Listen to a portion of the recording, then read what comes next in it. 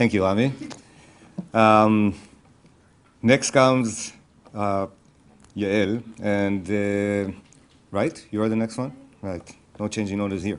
Yael Shany is the co-founder of tsav 2 Barcelona. She is also an expert in branding and marketing, and I can tell you that she has been working very, very hard and diligently on making this happen. As a small example, on Friday, 5 o'clock in the afternoon, Yael met me in Ben Gurion, myself arriving from a flight. She probably had other things in her mind, but just in order to make all this happen, that's the kind of effort she went through. I think that Yael is going to both greet us and give us some advice. Please, welcome Yael. שומעים עד למעלה, נכון? לא צריך... I don't need microphones. No, but you can hear me well, right? Okay. Rami spoke from the heart, and also Meir, I'm going to speak from the brain. In terms of globalization, high-tech companies are dealing with new challenges, and I'm going to present to you a few research and some theories of recent years from branding companies around the world, talking about how can branding a country help to brand a corporate or a company. So not only it is in our hearts that we want to help the brand Israel, it is also into our core heart of business, of doing business globally. I would like to start first, if the slide moves, and it doesn't. It doesn't. מה?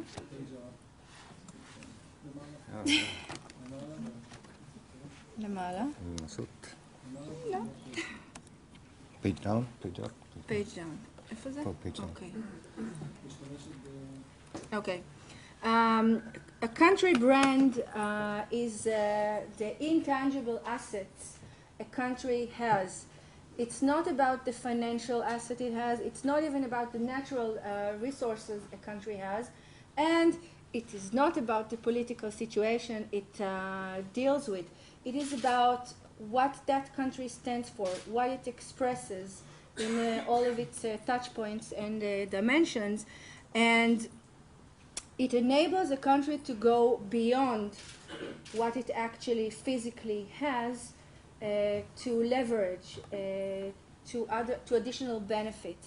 So a strong country brand enables the country to first be stable at times of political or financial crisis, and it also helps it to leverage or to empower exporting businesses, corporates, or even celebrities. And on the other hand, it enables it to get incoming business and incoming tourism. This is what the country benefits from having. Okay. This is what a country benefits from having a strong brand. What corporates or companies can benefit from it is being seen through the last years when companies are checking what happens when there are synergies between brands and country brands. So for example, Canada, which was rated #1 country brand in the world, and I'll show you the full index later. Guess where Israel is? Canada was #1 this year. They took the place of the US. And Canada as a brand stands for safe, friendly, and fun. What helped them to strengthen that branding was hosting the Olympic Games, having ice hockey, and winning, and of course BlackBerry. If we're looking at France, France is a different type of brand. France expresses. Okay, I can't stick to this. I can take it with me. Okay, I have to stand here and not to move. France stands for luxury and heritage and prestige. So when Chanel was penetrating the Chinese market, they could actually leverage from the synergy of standing for prestige and luxury and heritage, from them being a French brand, and it helped them to succeed in China. It also strengthened the brand France because it strengthened the prestige and luxury and all of that. A different example is British Petroleum. This is a very polite version of the new brand. There are many designers rebranding the British Petroleum brand, and this is like a very moderate one. What is interesting is that UK as a brand that stands very strong with popular culture as well as heritage and classical culture, this brand is so strong that whatever happened to British Petroleum, it did not damage the UK country brand. And on the different direction, probably British Petroleum might have done a lot worse had the UK brand would not be so strong. So this is an example of how a strong country brand can actually support a mischief company that's doing very wrong to the world. And now, speaking about doing wrong to the world, this is based on a survey, an index that was made by Future Brand. They took 3,400 business and leisure travelers throughout the world in 5 continents, in 13 countries, in 14 major metropolitan cities. And what they tried is to index country brands. They indexed 97 countries, and they analyzed these countries. And what they have is what are going to be the next key success factors for countries who want to strengthen their brands. So one is, of course, weathering the financial storm. Canada did it well. Israel did it well as well. It's a good thing to brand a country. Another thing, a very upcoming element, is the value systems. Having strong educational and healthcare reforms and systems, and of course being environmentally friendly and having clean tech industries is something that is very leveraging brands. Freedom of communications, Iran and Egypt. And digital openness opens new opportunities to create presence for countries and for brands in the social media, meaning just open Facebook profiles. It doesn't matter if you're a small country or a big country. The more presence you have in the social media, the more you strengthen the brand. Just one more example, Sweden and tsav. Sweden stands for quality of life and many value systems of environmentally friendly. tsav strengthened that aspect in their branding. They were forging a new standard for being environmentally friendly, and they are leading in the world in that standard. And the synergy between Sweden and tsav enhanced or strengthened both brands for standing for the same value. Now, standing for the same value is actually expressing the brand spirit and the brand values in its different touch points. A country has several touch points. One is politics, which we are not going to discuss today, and the other are business, tourism, culture, and people, which we are all already involved in. Now, the point is, when you are branding a country, is to be consistent over time and over these different layers or dimensions to express the same brand spirit. So when we are talking about branding Israel, we are talking about something, a brand that stands for a very creative energy, a very vivacious kind of action and things that are going on, whether we're talking about nightlife, sports activities, and whether we're talking about the high-tech or the diversified food that you can find here. Or even if we're talking about, we talked about value systems, being gay-friendly, which is also one of the messages that was expressed in the media, and it did help as well. So, anyone is guessing where is Israel on the index between 97 countries?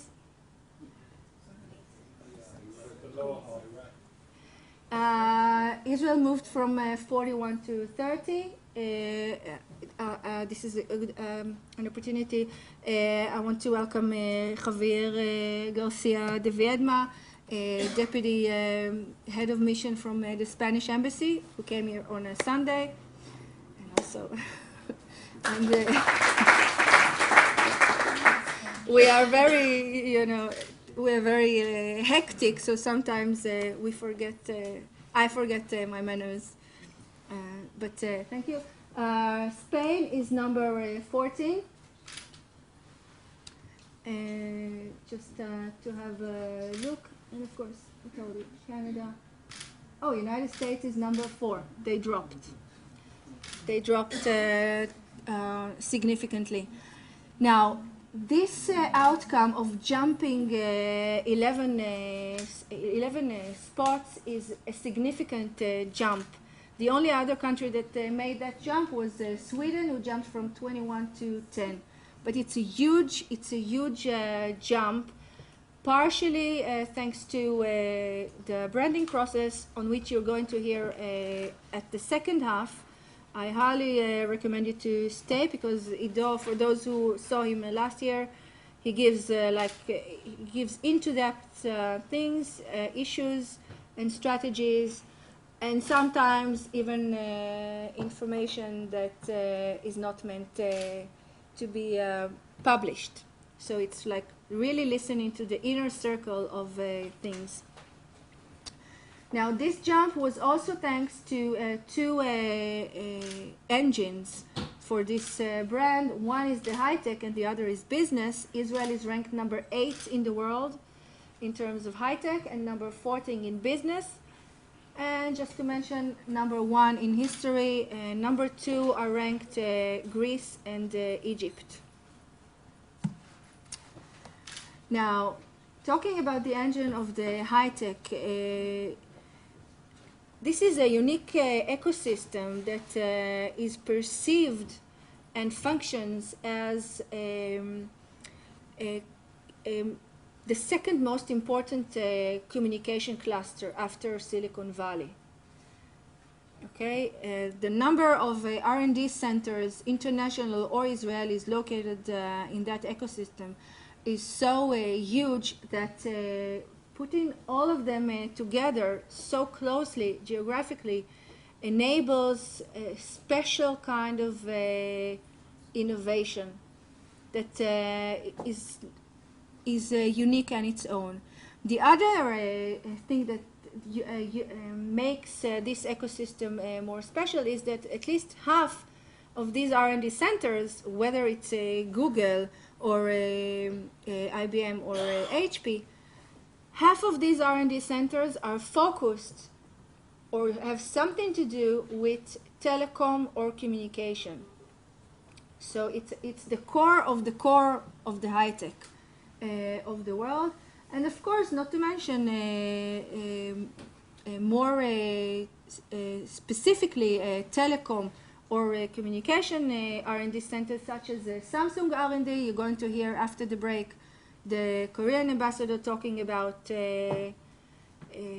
what Korea is doing in Israel, what Samsung R&D are doing in Israel, and all of that. And I'm going to end with this topic, Yalelcha zar velo picha. This is one of the best DNA assets we have as Israelis. We know everybody, we know what's going on, we know what other people are doing, and we love to talk about it. So when you're in Barcelona, talk about it, because when you are talking about another company that did something innovative in Israel, you are strengthening your own company because you come from the same ecosystem.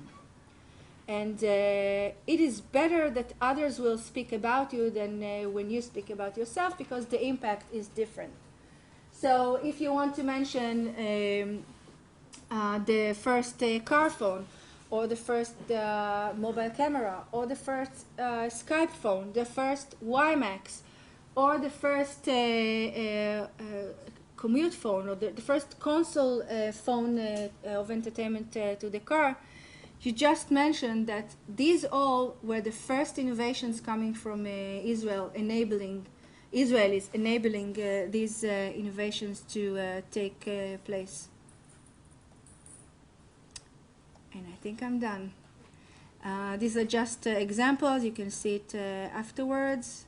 And this is Israel among top 20 at think tanks. You'll have it afterwards at the break.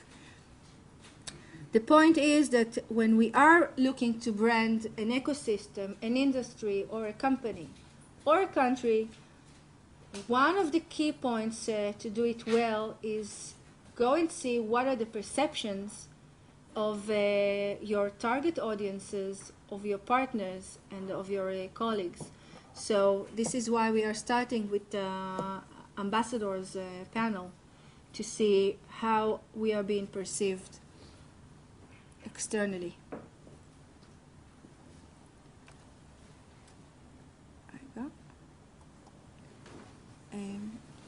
רגע, אני צריכה לפתוח לך את המצגת של ג'וזף.